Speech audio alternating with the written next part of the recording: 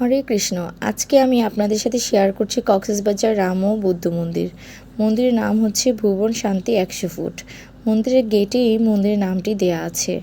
আর মন্দির ঢুকতেই আমাদের টিকিট কাটতে হয়েছে। মন্দিরটা অনেক উপরে, পাহাড়ের উপরে। মন্দিরে দুপাশে হচ্ছে সিঁড়ি দিয়ে যখন উঠছিলাম মূর্তি দেয়া ছিল তাদের সোনালি রঙের। মূর্তিগুলো খুবই সুন্দর ছিল। আর এই তো মন্দিরটা এত পরিষ্কার ছিল, খুবই সুন্দর ছিল তাদের। আর চারপাশে এত গাছ ছিল, প্রাকৃতিক দৃশ্য আমাদের ক্লান্তিটা দূর করে দিয়েছে। এত সুন্দর মানে দৃশ্য, এত বড় একটা মন্দির। আর এই মূর্তিটা হচ্ছে সবচেয়ে বড় মূর্তি।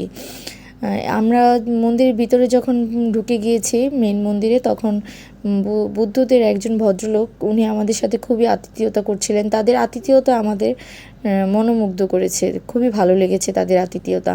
তারা আমাদেরকে প্রসাদ অফার করলো আমরা ঢুকতেই। আমাদের সাথে এটা সেটা অনেক ধরনের কথা হলো। আর আমরা প্রসাদ পেয়েও ছিলাম।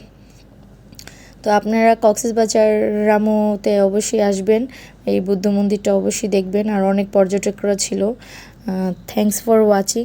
Like, comment, share please.